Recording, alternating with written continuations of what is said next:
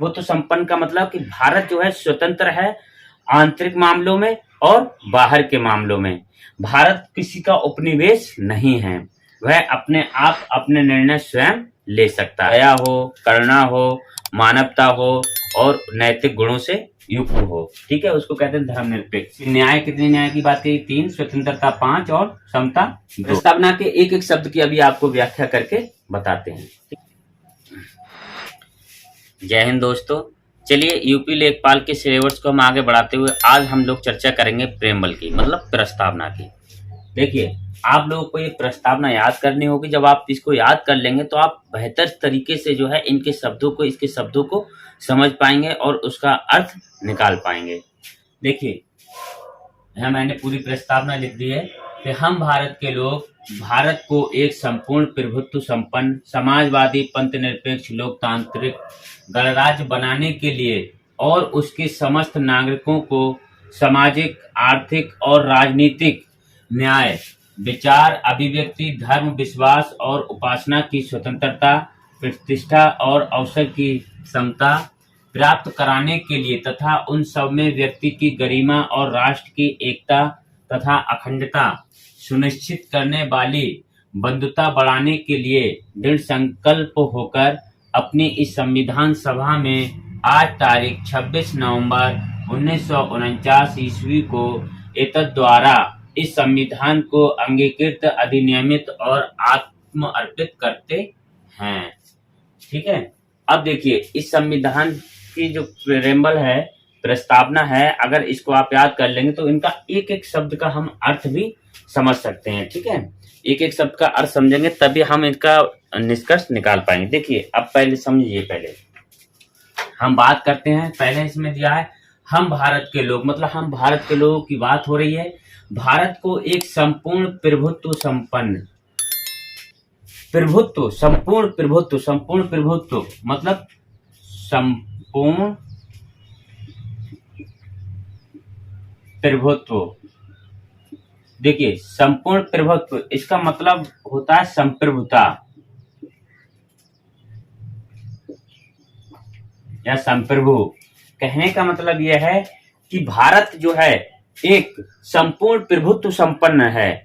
प्रभुत्व संपन्न का मतलब कि भारत जो है स्वतंत्र है आंतरिक मामलों में और बाहर के मामलों में। भारत किसी का उपनिवेश नहीं है, वह अपने आप अपने निर्णय स्वयं ले सकता है। ठीक, एक एक करके मैं लिखा दूंगा, अभी थोड़ा समझ लीजिए। फिर आगे है समाजवादी। अब समाजवादी शब्द, कौन सा शब्द आया भैया? समाजवादी।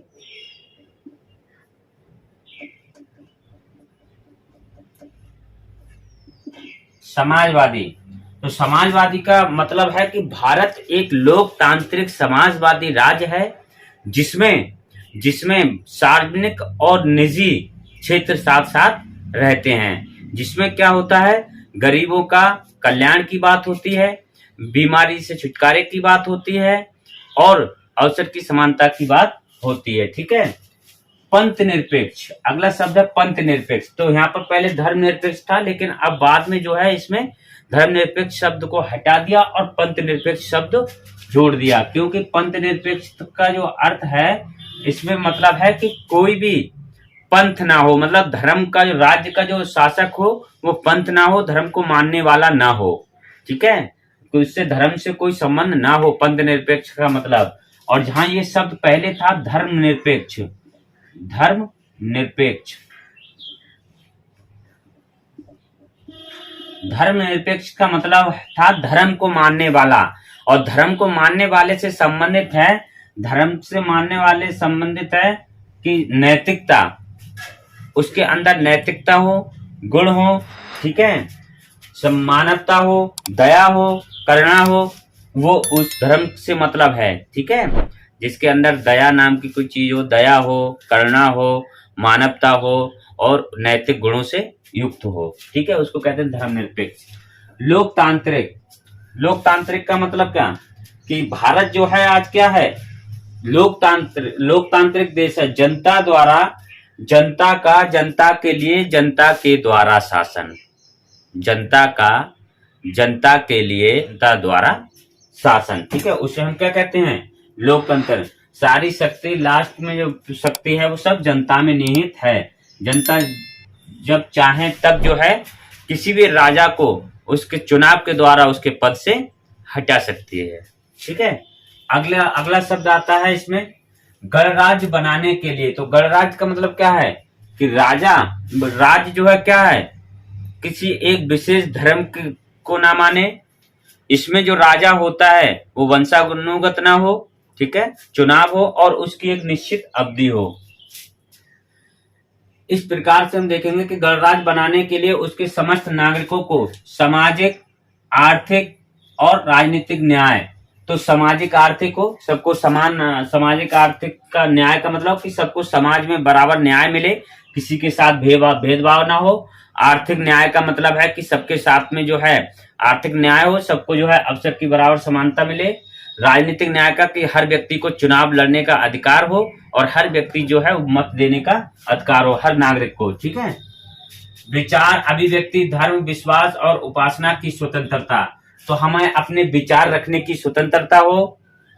अभिव्यक्ति मतलब अब विचार या अभिव्यक्ति की स्वतंत्रता हो, धर्म की स्वतंत्रता हो, हम धर्म मान से किसी में विश्वास की स्वतंत्रता हो, हम विश्वास जिसमें भी करते हैं, उपासना करने की स्वतंत्रता हो। ठीक है, आगे है प्रतिष्ठा और अवसर की समता। हमारे प्रतिष्ठा और अवसर की जो है समता होना चाहिए, समानता होना चाहिए, बराबर अधिकार मिलना चाहिए हमको प्राप्त कराने के लिए, तथा उन सब में व्यक्ति की गरिमा और राष्ट्र की एकता, उसमें क्या है, व्यक्ति की गरिमा निश्चित हो और राष्ट्र की एकता बनी रहे, तथा अखंडता, अखंडता का मतलब है खंडन न होना, अखंड होना, एक होना। ठीक है, खंडता सुनिश्चित कराने वाली बंधुता, बंधुता का मतलब क्या हुआ, यहाँ अखंडता का मतलब है कि खंडन ना हो, नहीं हो सकता, अखंड है ये। ठीक है, और बंधुता, बंधुता का मतलब होता है भाईचारा, भाईचारा बढ़ाने के लिए दृढ़ संकल्प होकर अपनी इस संविधान सभा में आज तारीख 26 नवंबर 1949 ईस्वी को एक द्वारा इस संविधान को अंगीकृत, अधिनियमित और आत्म अर्पित करते हैं। ठीक है, अंगीकृत का मतलब होता है अपनाना, अपनाना।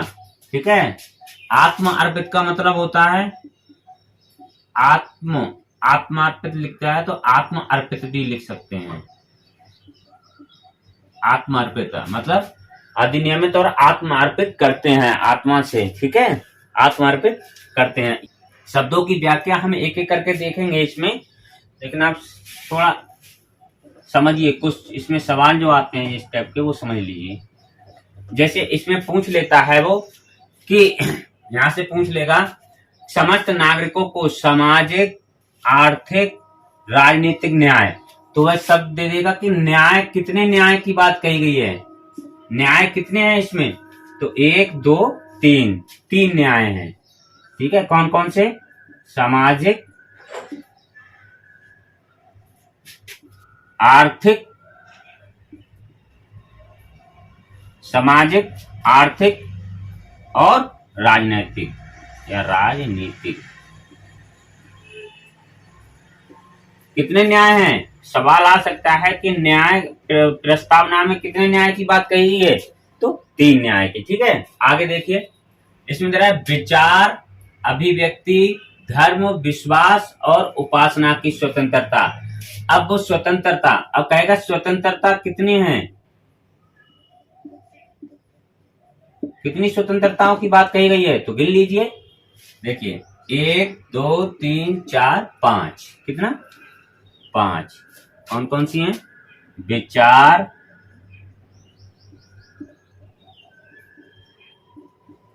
अभिव्यक्ति, धर्म, विश्वास और उपासना। ठीक है, इन 5 स्वतंत्रताओं की बात कही गई है प्रेमबल में।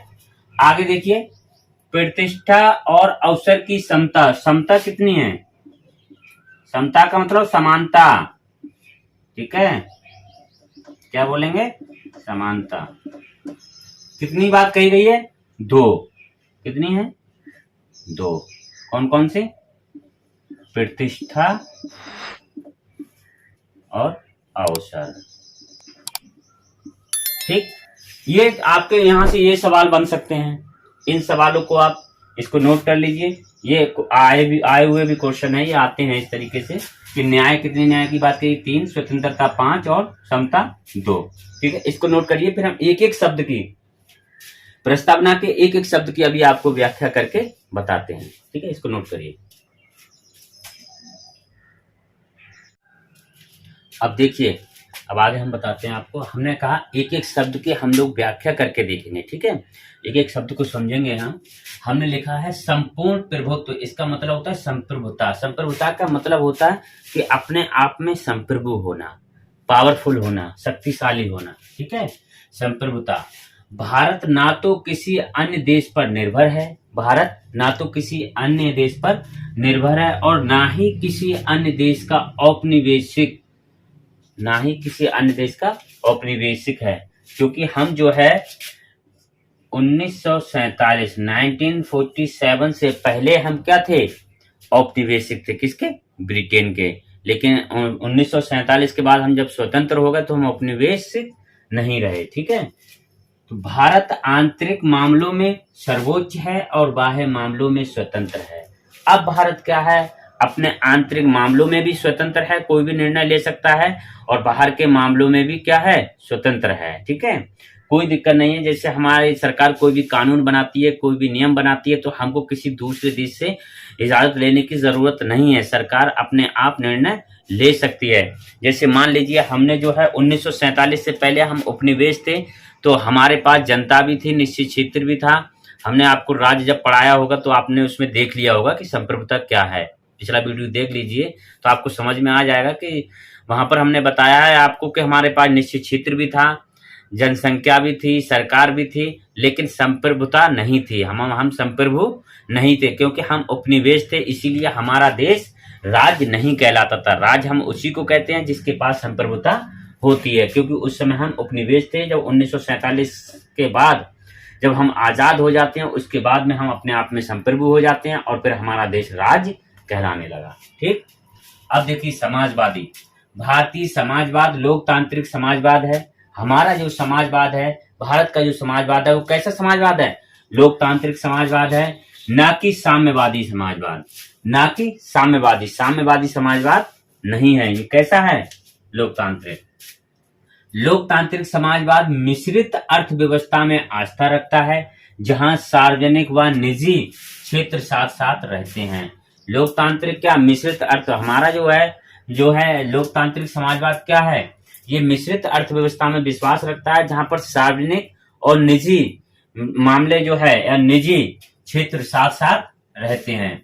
सर्वोच्च न्यायालय ने कहा लोकतांत्रिक समाजवाद का उद्देश्य क्या है, लोकतांत्रिक समाजवाद का उद्देश्य क्या है, गरीबी, बीमारी व अवसर की असमानता को समाप्त करना। जो असमानता है, जिस लोग समान नहीं है, लोग गरीब हैं, बीमारी हैं और लोगों के पास अवसर प्राप्त नहीं है, वो सब लोगों के पास होना चाहिए।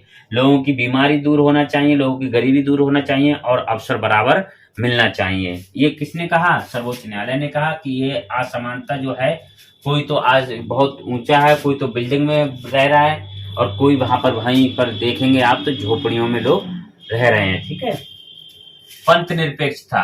तो पंथ निरपेक्षता पहले जो है क्या था, इसमें धर्मनिरपेक्षता शब्द था, लेकिन इसको हटा दिया गया था और शब्द कौन सा रख दिया है, पंथ निरपेक्षता शब्द को यहाँ पर रखा है। ठीक है, हमारे देश में सभी धर्म समान हैं, इसका मतलब है क्या है, इस अर्थ है हमारे देश में सभी धर्म समान हैं और उन्हें सरकार का समान समर्थक प्राप्त है। अर्थात सत्ता का संचालक मजहबी धार्मिक पंथ ना हो, राज्य स्तर पर कोई धर्म ना हो, राज्य स्तर पर कोई धर्म ना हो, जो सत्ता का संचालक है, जो चलाने वाला है, वो धार्मिक ना हो। ठीक है, वो धार्मिक पंथ ना हो। जैसे यहाँ पर पहले धर्म और पंथ में हम अंतर समझ लेते हैं। क्या था, पहला धर्मनिरपेक्ष था, पहले क्या था इसमें सब धर्मनिरपेक्ष, और अब जोड़ दिया है पंथ निरपेक्ष। ठीक है, अभी हम बताते हैं कब संशोधन हुआ, कैसा क्या, वो सब बताएंगे। पहले हम एक एक शब्द की व्याख्या कर लें, उसके बाद ही चर्चा करेंगे। तो धर्म, देखिए पंथ का मतलब होता है इंग्लिश में सेकुलर और इसका होता है रिलीजन। तो सेकुलर क्या है, धर्म से संबंध ना रखने वाला, जो धर्म से कोई संबंध नहीं रखता है उसे हम क्या कहते हैं? पंथ कहते हैं। सत्ता का संचालन पंथ ना हो, पंथ ना हो मतलब कोई धर्म को मानने वाला ना हो। राज्य पंथ युक्त ना हो, राज्य जो है पंथ युक्त ना हो। राज्य पंथ युक्त का मतलब कि राज्य जो है धर्म से संबंधित ना हो, युक्त, युक्त का मतलब उससे जुड़ा हुआ ना हो, मुक्त होना चाहिए। राज्य जो है पंथ से मुक्त होना चाहिए। ठीक, यहाँ देखिए, यहाँ क्या बता रहा है कि धर्म से संबंध रखने वाला, धर्म का मतलब है धर्म से संबंध रखने वाला। और धर्म का अर्थ क्या होता है? धर्म का अर्थ होता है स्वकर्तव्य पालन, स्वकर्तव्य पालन, सदाचार, नैतिकता, मानवता, दया, करुणा, प्रेम, सत्य आदि। ये सब धर्म, धर्म से संबंधित। तो जब हम बचपन में कहते हैं कि धार्मिक शिक्षा बच्चों को देना चाहिए जिससे कि उसके अंदर नैतिक गुणों का विकास हो सके, वो सत्य को जान सके, वो करुणा को समझ सके, वो मानवता से प्रेम कर सके। इसीलिए हर बच्चे को जो है धर्म की शिक्षा देने की बात कही जाती है, धार्मिक शिक्षा देने की बात कही जाती है। तो धर्म, हर धर्म हमको यही सिखाता है कि बच्चे के अंदर सदाचार, नैतिकता और मानवता, दया, करुणा, प्रेम, सत्य, ये आज धर्म को मानने वाला ईश्वर से डरता है, इसीलिए ये भावनाएं उसके अंदर पैदा होती हैं। ठीक है, बच्चों को ये सिखाया जाता है। ठीक है, इसीलिए हमने जो है क्या करा, धर्मनिरपेक्ष शब्द को हटा दिया, क्योंकि धर्म की तो शिक्षा देना चाहिए बच्चों को जिससे कि ये बातें सीख सके।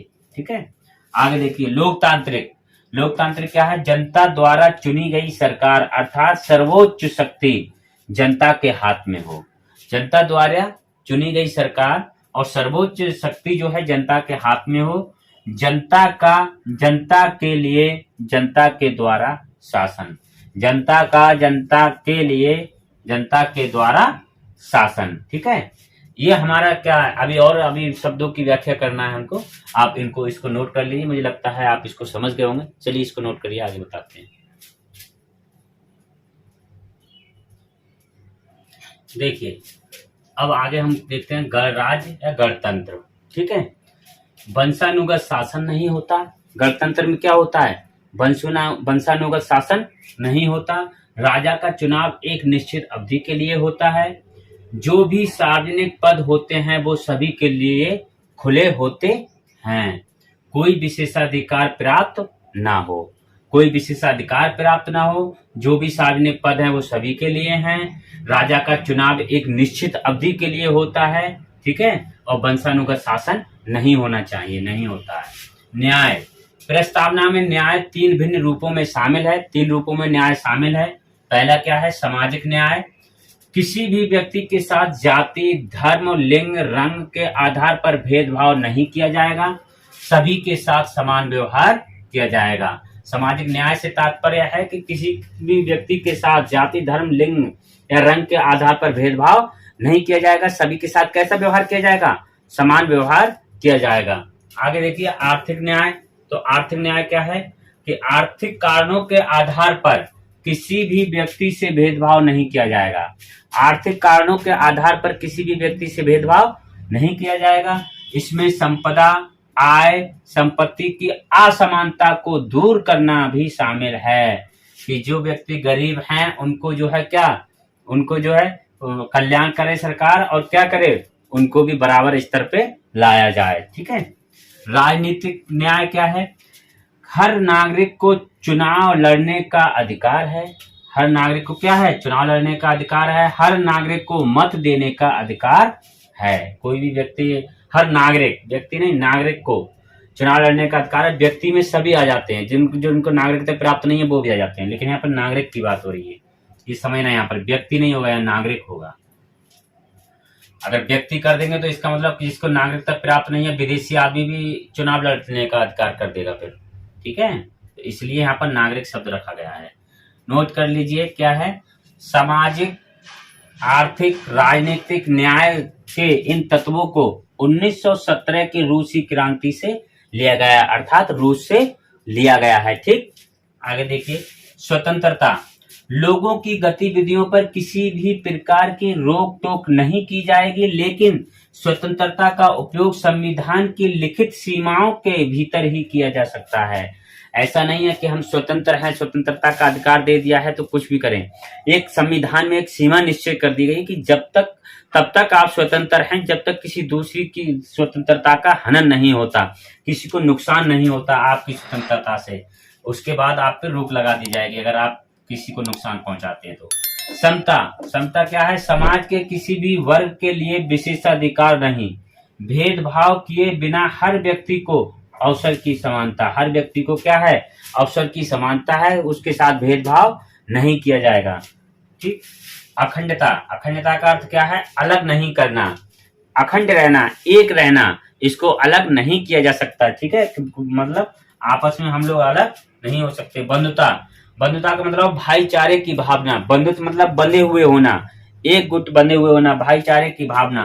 संविधान एकल नागरिकता के तंत्र के माध्यम से भाईचारे की भावना को प्रोत्साहित करता है। एकल नागरिकता है ना हमारी, दोहरी नागरिकता नहीं है। एकल नागरिकता के तंत्र के माध्यम से भाईचारे की भावना को प्रोत्साहित करता है। आइए, मुझे लगता है समझ गए होंगे, इसको नोट कर लीजिए। कुछ और मुख्य पॉइंट हैं, उनको हम और लिखा देते हैं। देखिए, अब तक प्रस्तावना में केवल एक बार 42वां संविधान संशोधन किया गया है। अगर सवाल आता है कि प्रस्तावना में कितनी बार संशोधन हो चुका है, तो सिर्फ एक बार। कौन सा संशोधन हो चुका है? 42वां संविधान संशोधन। ठीक है, और कब हुआ है? तो 1976 में हुआ था। ठीक है, इंदिरा गांधी के समय। इस संशोधन के जरिए 3 नए शब्द जोड़े गए। कितने शब्द जोड़े गए? 3 नए शब्द जोड़े गए। अगर पूछ लेता है कौन से शब्द जोड़े गए, तो समाजवादी, पंथनिरपेक्ष और अखंडता। इन 3 शब्दों को कब जोड़ा गया था? 42वें संविधान संशोधन द्वारा कब जोड़ा गया था? 1976 में। उस समय प्रधानमंत्री कौन थी भारत के? इंदिरा गांधी। 1976 में गणराज्य शब्द गणतंत्र हो गया। भारतीय संविधान की उद्देशिका को संविधान की आत्मा कहा गया है। क्या कहते हैं? उद्देशिका मतलब प्रस्तावना। प्रस्तावना को क्या कहते हैं? भारतीय संविधान की आत्मा। संविधान की आत्मा किसे कहते हैं? प्रस्तावना को कहते हैं। के.एस. मुंशी ने राजनीतिक जन्मपत्री कहा है। जन्मपत्री किसने कहा है?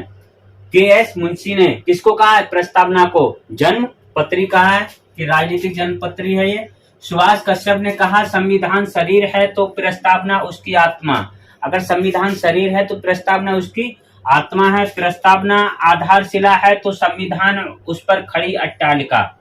ये कहते हैं कि प्रस्तावना आधारशिला है तो संविधान उस पर खड़ी एक अट्टालिका है। अट्टालिका।